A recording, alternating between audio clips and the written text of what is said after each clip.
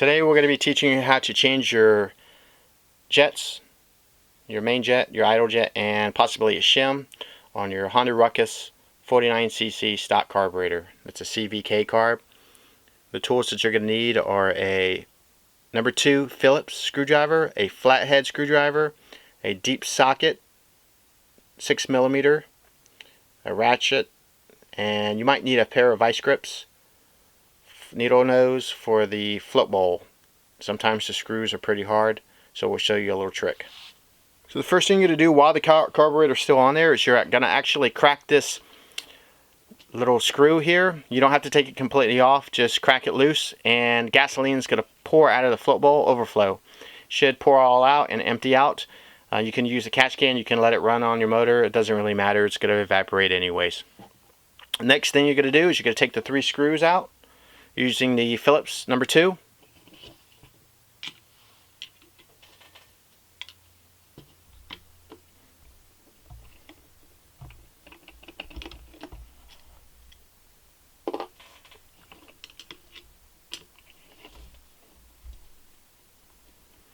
Now sometimes the screws get stuck. It's very important that you use the right screwdriver.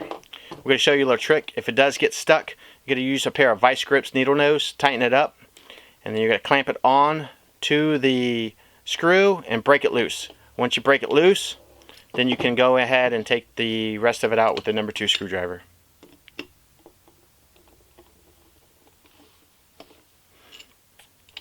Once you got that, open it up. Now we'll take a look at, you have 2 jets here. You have the big one, which is the main jet, which we're going to change with an 85 most likely.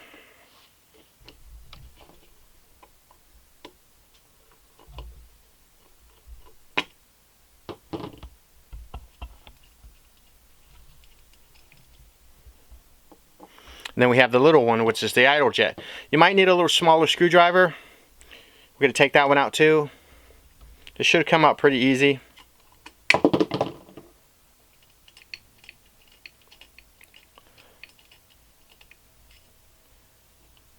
And then you're going to replace it with the new jets, which we're going to show you how to do that in a minute. Alright, with every airbox kit, either version 1 or 2, you're going to get 3 things. You should get a main jet, an idle jet, and a shim. It's not rocket science, guys. It's pretty simple to do. Once we've already taken out the jets, we're just going to go ahead and put the jets back in, just like they went out. Just screw them in. You don't have to put them in super tight. They're not going anywhere. Once you put them in, you just snug them.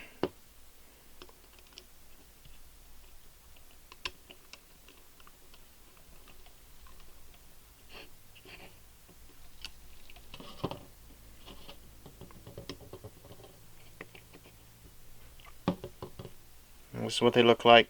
Nice and new, shiny. Pretty simple. And we're going to go ahead and put the float bowl back on, same way it came off.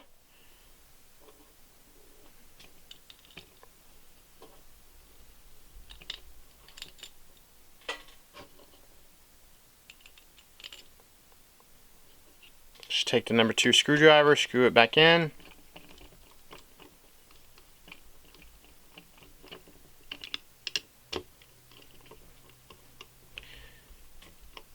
We're doing this video because we get a lot of people that ask us, I don't want to do this, it seems too hard. As you can see, it's pretty simple.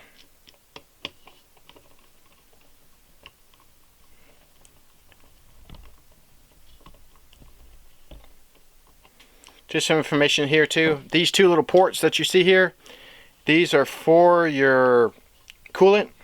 You're going to take those off when you're taking off the carb. They just come off. There's 2 little clamps there and they pull right off. A lot of people, if you're going to actually start doing a lot of tuning, you can actually bypass that and just take a barbed fitting and connect those 2 together, so this way you don't have to put them on and off. The only time you really need them is in cold weather. It actually takes it and heats up the carb. So next we're going to show you how to adjust or actually change out the shim. You're only going to need the shim. The shim's for mid-throttle. I would definitely take this, put it on your, as it sits right now, put it on your scooter, test it out. If you actually start bogging in mid-throttle, you're going to want to go ahead and put your little shim that's included. It's right here. It's a 2.5 millimeter washer, just in case you lose it. You can pick it up at any department store like Ace Hardware, Home Depot, or Lowe's. Make sure you get it in stainless steel though, so it does not rust. Okay, Burnout Bobby is going to show you how to change the shim, or actually shim it, not change it, but actually shim the needle. You're going to take the 2 screws off. Same situation. If you're not, if it doesn't come easy, you can use the vice grips. These are pretty easy though.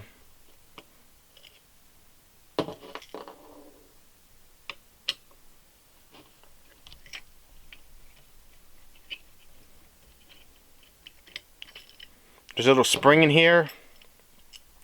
Now be careful when you, this diaphragm, that's gonna go back in the same way. So you're gonna take out the spring and pull up on the diaphragm. Please be very careful not to rip the diaphragm. You're gonna take it off. Now inside, you're gonna see this needle. When you put the needle back in, make sure it goes inside this little hole and do not bend the needle. Now inside here, there's a little clip. Let's see if we can zoom in on it. And that's where we're going to use the number 6. A lot of people use a needle nose. We found out a number 6 deep socket actually works very good. You don't have to twist it very hard. You basically just put it in.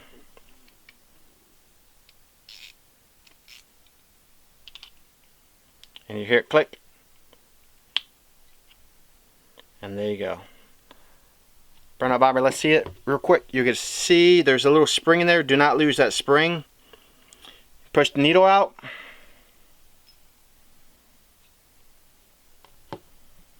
Let's see here. There's the needle. Now you're going to put the shim on top of that needle.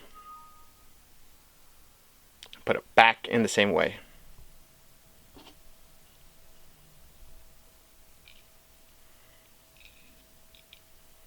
There you go. Alright, and then you're going to go ahead and put the, now maybe a little bit harder because now there's a shim in there. And that's it. Pretty simple. You don't need any needle nose, anything like that. Slide this back in, making sure that the needle goes inside of the hole.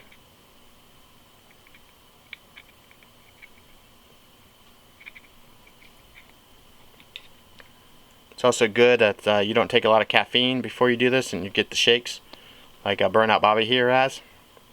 Make sure you go ahead and press the diaphragm all the way in. Put the spring on top. Don't forget the spring. Now you're going to put the cap on.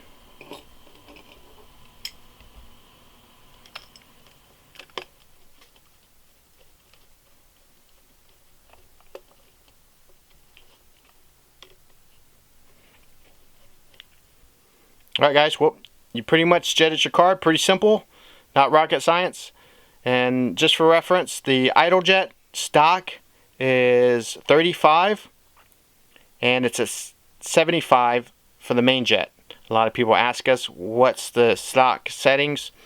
35 for the idle, 75 for the jet, and most of the time your kit is going to come with an 85 and a 38. So an 85 main and a 38 idle. Hope this video was informative for you. Please stay tuned, subscribe to our channel because we're going to actually start doing a lot more videos. Thanks and have a great day.